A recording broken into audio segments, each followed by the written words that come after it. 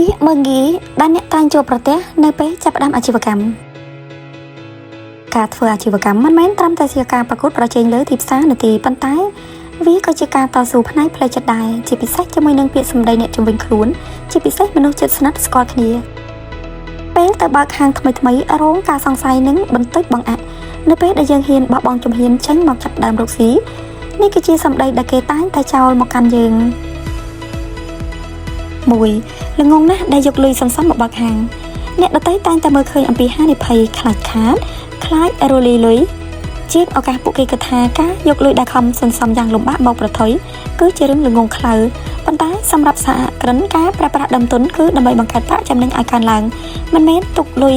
ឲ្យដេកចោលនោះទេ2លក់ថ្លៃម្លេះតើនរណានឹងទិញ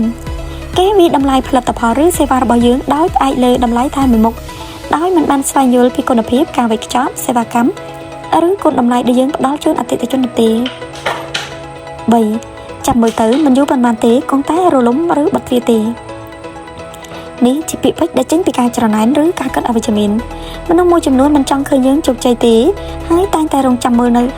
ផ្លូវពេលដែលយើងបរាជ័យដើម្បីនឹងបាននិយាយថាឃើញទេខ្ញុំប្រាប់ឲ្យតែ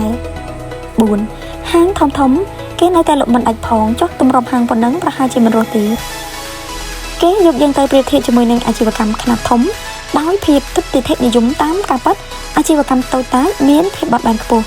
មានសេវាកម្មយកចិត្តទុកដាក់ជាងនិងអាចទាក់ទាញអតិថិជនគោលដៅបានយ៉ាងល្អដែលហាងធំពេលខ្លះមិនអាចធ្វើបាន5ស៊ីប្រាក់ខែស្រួលហើយមិនដេចក៏ទៅរករឿងដាក់ខ្លួនធ្វើអ្វីមនុស្សទូទៅស្រឡាញ់ភាពស្ថិតស្ថេរមានប្រាក់ខែទៀងទាត់គេមកឃើញថាការរកស៊ីត្រូវគិតច្រើនហាត់នឿយនិងប្រឈមនឹងការខាត់បងទើបគេគិតថាយើងកំពុងធ្វើទរណកម្មខ្លួនឯងតែគេមិនបានដឹងពីក្តីស្រមៃនិងសេរីភាពហិរញ្ញវត្ថុដែលយើងចង់បាននោះទេពេលលក់ដាច់ឬអាជីវកម្មកំពុងជោគជ័យរងការច្រណែននិងទម្លាក់តម្លៃនៅពេលដែលអ្នកឆ្លងកាត់ការលំបាកហើយចាប់ដើមមើលឃើញពន្លឺនៃភាពជោគជ័យលក់ដាច់មានអតិថិជនច្រើនពាក្យមួយងាយនឹងបដូរទម្រង់ទៅជារបៀបផ្សេងវិញ1ព្រោះតែមានលុយវិនិយោគតើអ្នកណាក៏ធ្វើបានដែរគេបដិសេធរាល់ការខិតខំប្រឹងប្រែងការគិតយុទ្ធសាស្ត្រនិងការអត់ធ្មត់របស់អ្នកកន្លងមកគេទម្លាក់ភាពជោគជ័យរបស់អ្នកទៅលើពាក្យត្រឹមថាមានលុយដោយមិនដឹងថាមានមនុស្សច្រើនណាស់ដែលមានលុយតែរកស៊ីមិនជោគជ័យ2ត្រឹមតែលក់ដូរតើមិនឃើញមានអីពិបាកផងអ្នកក្រៅមកយើងឃើញងាយស្រួលព្រោះគេឃើញតែអ្នកកំពុងអង្គុយរកលុយឬវេចខ្ចប់អីវ៉ាន់គេមិនបានដឹងពីការលំបាកនៅពីក្រោយខ្នងដូចជាការគ្រប់គ្រងស្តុកការធ្វើទីផ្សារដោះស្រាយបញ្ហាអតិថិជននិងការតាមតាំងផ្លូវចិត្តនោះទេ3ដែលលុបដាច់នេះប្រហែលជាមកពីសំណាងច្រើនជាងមនុស្សដែលមិនជោគជ័យតែងតែទម្លាក់កំហុសឬភាពជោគជ័យទៅលើព្រំលិខិតឬសំណាងពួកគេបានទទួលស្គាល់សមត្ថភាពឬការស្រាវជ្រាវទីផ្សារនិងភាពឆ្លាតវៃក្នុងការដឹកនាំមុខជំនួញរបស់អ្នកឡើយ4ចាំមើលតែអស់ចរន្តការលក់មុខទៅធ្លាក់ចុះហើយគេនៅតែរងចាំមើលការធ្លាក់ចុះរបស់អ្នកជានិច្ចគេគិតថាអ្វីដែលអ្នកកំពុងធ្វើគ្រាន់តែជារបស់លេងតាមចរន្តសង្គមមួយឆាវប៉ុន្តែសហគ្រិនពិតប្រាកដតែងតែមានយុទ្ធសាស្ត្របន្តដើម្បីរក្សាស្ថិរភាពអាជីវកម្ម5លក់ដាច់នឹងតើមានសល់ចំណេញឬអត់ឬមួយចំណេញតែមើលពេលគេមិនអាចរកកំហុសពីទំហំនៃការលក់បានគេចាប់ផ្ដើមវាប្រហារលើការគ្រប់គ្រងហិរញ្ញវត្ថុរបស់អ្នកគេព្យាយាមគិតថាអ្នកលក់បានតែចំនួនតែការពិតគ្មានសល់ប្រាក់ចំណេញឡើយ6ចុះបងពុនហើយឬនៅនឹងនេះគឺជាទម្រង់នៃការព្យាយាមគំរាមកំហែងឬចាត់កំហុសផ្លូវច្បាប់នៅពេលដែលគេតច្រកក្នុងការរិះគន់គេនឹងលើកយករឿងពន្ធដារឬផ្លូវច្បាប់យកមកនិយាយដើម្បីធ្វើឲ្យអ្នកមានអារម្មណ៍មិនស្ងប់ឬភ័យខ្លាច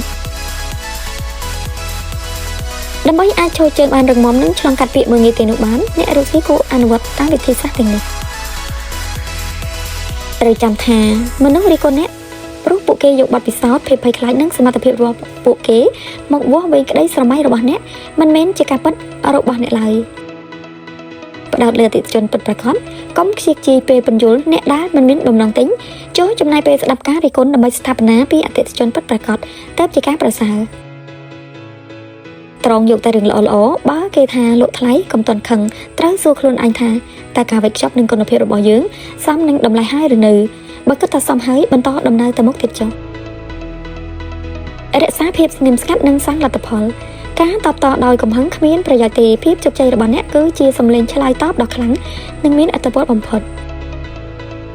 ព្ ព្យាយាមសេពគប់ឬនៅក្បែរមនុស្សដែលមានគំនិតវិជ្ជមានសហគ្រិនឬអ្នកដែលគ្រប់គ្រងអ្នកដើម្បីទទួលបានធម៌ពលផ្លូវចិត្តល្អៗជំនួសឲ្យការស្ដាប់ពាក្យទស្សននិយមក្នុងនាមជាអ្នករកស៊ីមិនថាអ្នកស្ថិតនៅក្នុងដំណាក់កាលណានោះទេទាំងពេលចាប់ផ្ដើមនិងពេលជោគជ័យអ្នកតែងតែជួបប្រទះនឹងពាក្យសម្ដីរិះគន់មើលងាយនិងទម្លាក់ទឹកចិត្តជានិច្ចគោលលើកសំខាន់កុំយកពាក្យទាំងនោះមកដាក់ក្នុងចិត្តត្រូវយកវាធ្វើជាកម្លាំងរុញច្រានដើម្បីអភិវឌ្ឍខ្លួនឯងនិងអាជីវកម្មឲ្យកាន់តែរឹងមាំទុកឲ្យលទ្ធផលនិងភាពជោគជ័យរបស់អ្នកជាអ្នកឆ្លើយតបទៅកាន់ពាក្យសម្ដីទាំងនោះទើបជារឿងដ៏ល្អប្រសើរបំផុត